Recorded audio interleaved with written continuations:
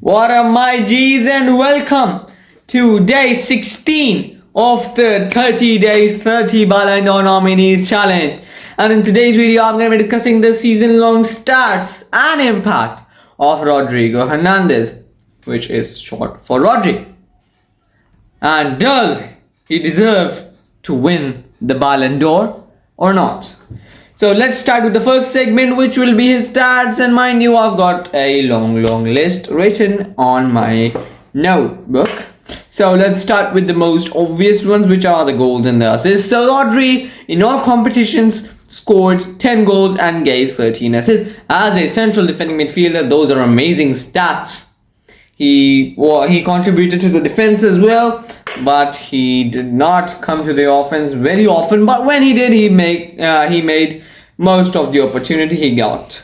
So in the Premier League, his stats were awesome, and I'm going to just read them to you. He played 34 games and 86.4 minutes per game, 367.1 minutes per goal, 1.8 shots per game, 98.8 accurate passes per game, 92.5% accuracy of passes, 1.4 key passes per game, 7.1 accurate long balls per game, 1 successful dribble per game, because he's a central defending midfielder, so he's not the one getting into the offense and just making some dribbles, but still as a central defending midfielder, 1 dribble per game is a lot.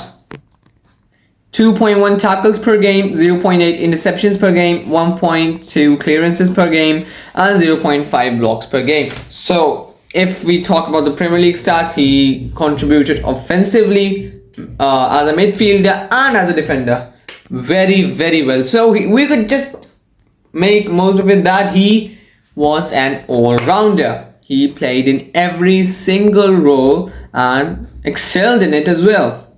So let's talk about the tournament, which I think was the one that gave Rodri the most shouts and the chances for him to win the Ballon d'Or. And most of the Barca fans and the Manchester City fans are just yapping about why does your Rodri deserve to win the Ballon d'Or because of his Euro stats. So let's just take a look at this. He scored 1 goal in the Euros, fair enough.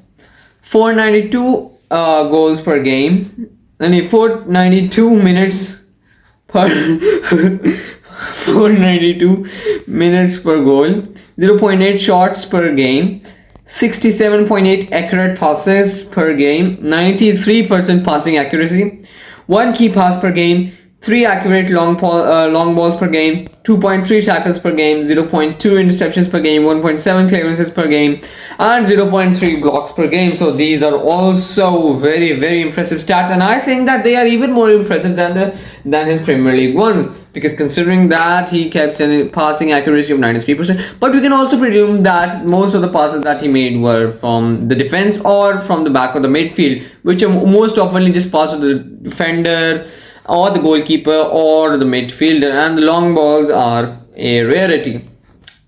Let's next come to the trophies he won, and he won a lot of them, probably the most of any other Ballon d'Or nominee in the 30 Ballon d'Or nominees list. So he won the Premier League, the Club World Cup, the UEFA Super Cup, the Nations League, and lastly the Euros.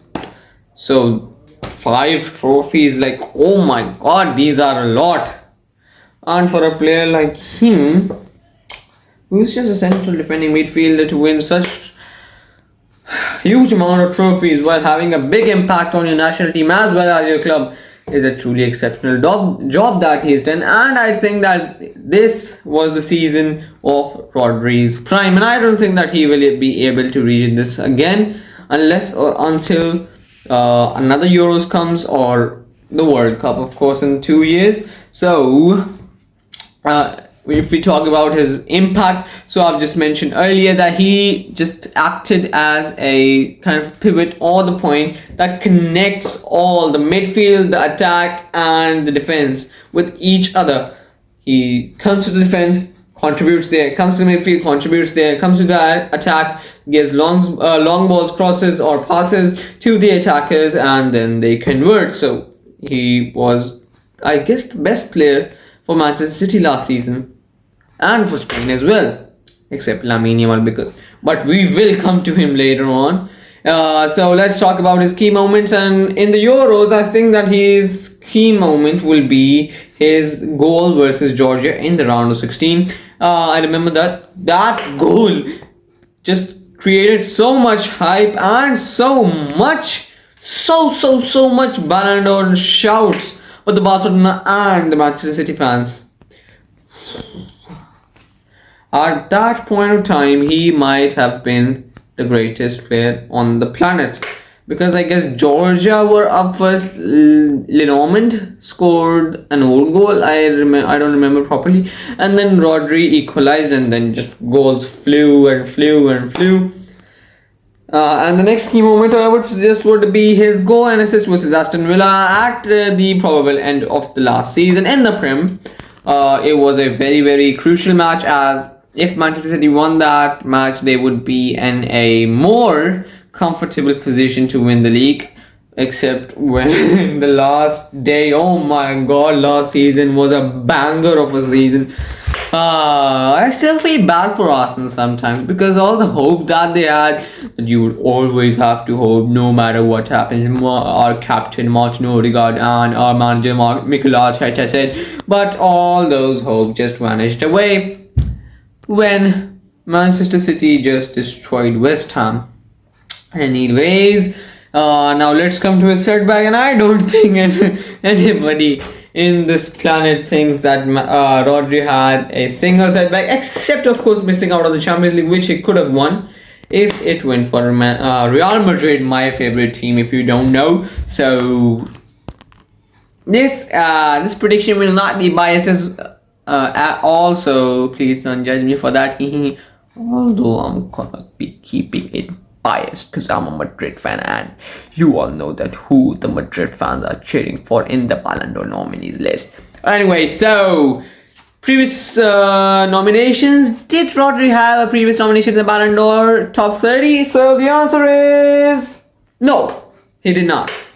This was his prime season, and that's the reason he came into the top 30 and will probably come in the top 3 as well. So my prediction, which is the moment that you've all been waiting for the whole video, and my prediction for Rodrigo Hernandez Cascante, is that his full name? I don't remember.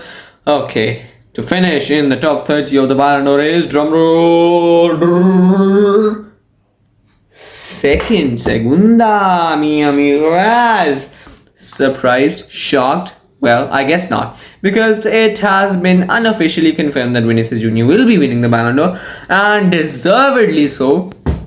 Let me ask you something, the people who are cheering for Rodri, more probably the Barca fans, where were you cheering for him last season, the season before last season, in the 22-23? When Messi won the Ballon d'Or, you were just saying that Rodri is a fraud, although he won more trophies. He won a sextuple, I guess, 6 trophies, and I guess he contributed more. But still, you were saying that Messi deserves this Ballon d'Or more because he won the World Cup. On what basis are you now supporting Rodri and not the other ones? On the basis that he won the Euros and that there isn't Messi anymore? Or will you be rooting out for Lamine Yamal, a 17-year-old youngster who will eventually get there, and I hope he does, but it's not his time still, because you are Madrid haters and you don't want a Madrid player to be lifting that Ballon d'Or, which eventually will. And that would be my prediction for Rodri to finish in the Ballon d'Or nominees list, will be second above Jude Bellingham and the others, and behind Vinicius Jr. Thank you guys for watching, and please don't forget to like and subscribe and join Papaya Co. Until then, adios.